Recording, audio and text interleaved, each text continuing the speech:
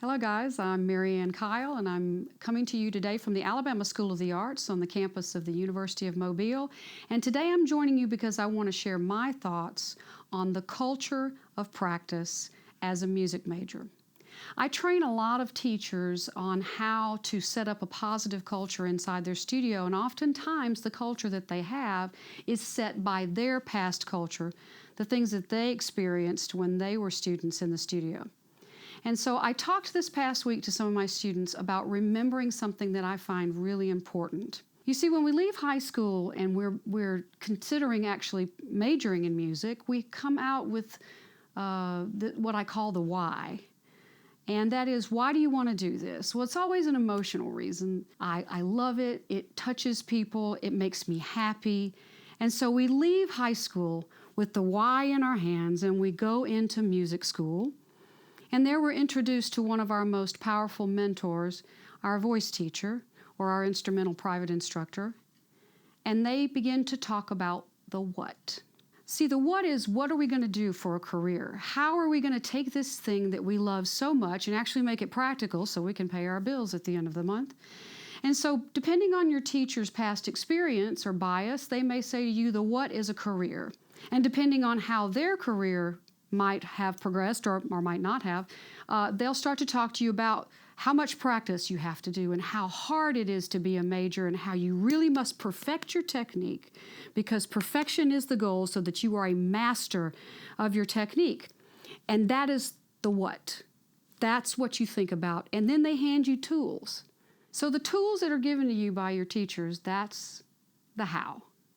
And so you had the why. And depending on your teacher's mentorship and their culture, you go into the practice room concentrating on the what and using the how. Now think about this for a minute. When you got into the practice room for the first time, did you feel as though perfection was the goal? Was the word mastery of your technique and perfect in your language? If so, did you leave frustrated? Did you go in and try to accomplish too many things at once and leave angry and perhaps not feeling particularly good about your singing voice? If that's the case, then you found over time that you began to lose the why. And what becomes more important is to take the how and get to the what, the career, as quickly as possible. How is mastering your vocal technique showing up these days in your practice time? And how is it showing up in your stage time? Well, let's start first with performance. Let's talk about the culture of singing. Oftentimes in master classes, when I ask students, the very first question when I'm working with them is, what do you like about your voice? And 9 times out of 10, they just stare at me because they never have been asked that question, and oftentimes they're thinking that I'm taking the negative inventory before the positive inventory. And they'll struggle with the answer, and oftentimes, particularly in a diligent student, I'll hear these things. Well, I think my breath support is very good, and I think that I have an excellent command of my range. And most of those answers that they give me are related to their vocal technique. But they've lost the emotional reason why they do this. What do you like about your voice? I always say, I know what I like about my voice. I feel my voice as a singer and as a teacher as truthful and honest. And so when I stand on stage to deliver a performance, I don't think about being a singer. I think about letting my voice be truthful and honest so that I have an emotional connection, and thus the audience does as well. So that is my culture of singing. But what is yours? When you're sitting in an audience and you're viewing a performance not as a performer but as an audience member, what do you think? And more importantly, how do you feel? Because physical empathy is the most powerful motivator of strong emotion in an audience member. That is, when you're listening to someone perform and watching, your body will have a physical reaction to what they're doing.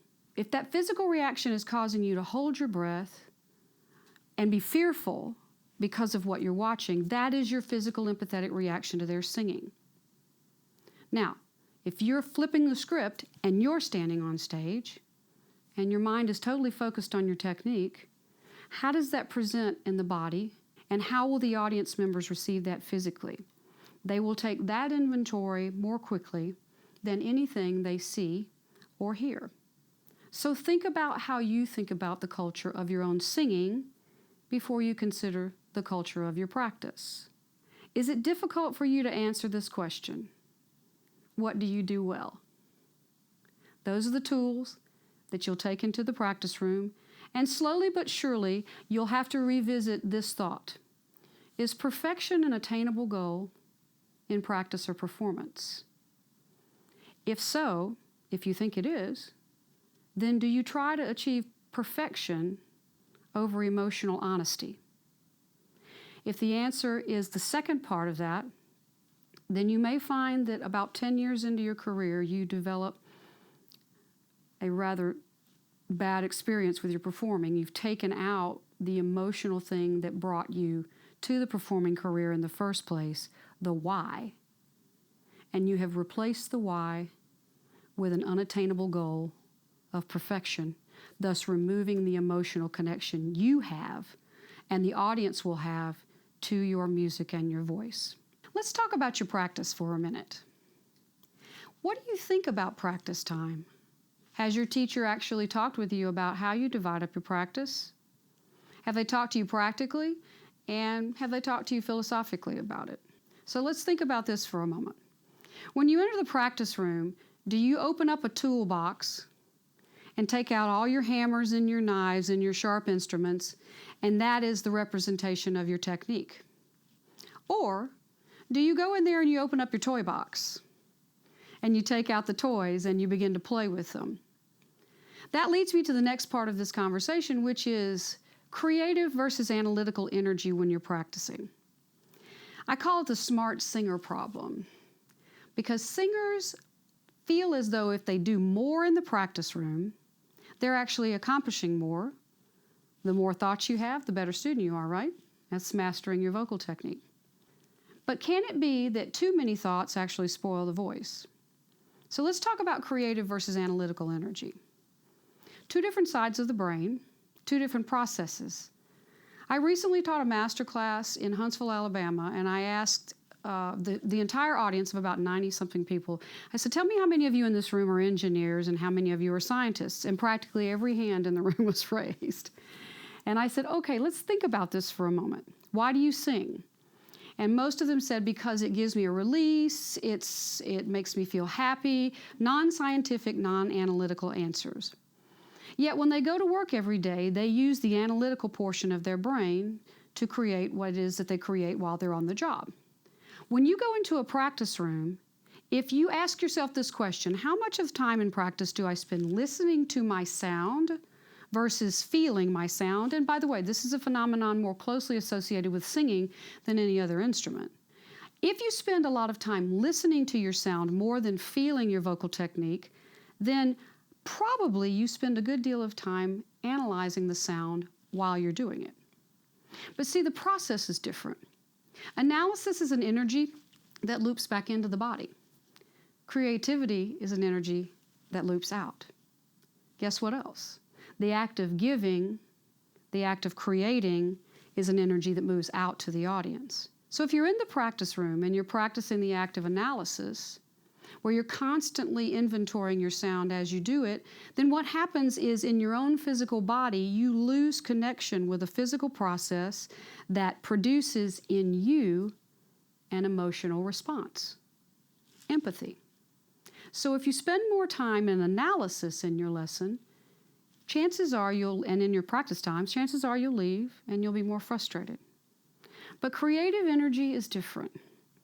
You can master your technique by thinking creatively. If your goal is to take the concepts that you took in your lesson, take them into the practice room and replicate them, you will be prone to analysis, and it's not a goal that you can attain. Instead, when you're in your lessons, consider what the physical truth is, the acoustic truth, the technical truth is that your teacher is trying to get across to, the artistic truth. And rather than trying to replicate exactly the experience that you had in the studio, why not go in there and figure out how your mind and your body interprets that physical truth And then instead of viewing it as a hammer and a saw to carve your technique and make it perfect, why don't you think of it as a toy? I did this in my lesson today. It felt like this. Let me play with this idea. Something beautiful will happen in that you will begin to perceive that your practice is something creative more than a chore or analytical. And that's a beautiful moment when you're able to create in your practice session. You will walk out of that room fully in touch with the why you want to do this for a living, because you just had a physical, empathetic, and emotional experience with your own voice. In the meantime, you were strengthening your technique as you did it. That causes me to bring up one last thing, and that is how you think about your voice. We tend to think about the voice as something that is fragile. It's like a small egg, and we walk into the practice room and we take the egg out of its crystal box and we say, have to be careful with eggs. And we put it down and we start to practice, and the minute we have any sensation that arises, we back off because it could be dangerous. I had a teacher tell me one time that for every cough I had, I took 10 years off of my career. If that were the case, I would not be singing at all right now. Luckily for me, that was not the case. So if you begin to practice and you think of your voice as inherently fragile, you will tend to analyze and you will tend to hold, and you won't allow yourself the physical sensations that embody good vocal technique that are also tied to the emotion and the intent of your voice. You cannot give a gift to a student that you have not allowed yourself to experience. It's a hollow word. So if you're a teacher, why don't you go into the practice room today, and why don't you, instead of trying to make perfection to impress, why don't you play with your toys? Breath is spirit. The voice is spirit. God gave you the toys. Play with them. See what happens. I'm Maryann Kyle. I'm glad to be with you today.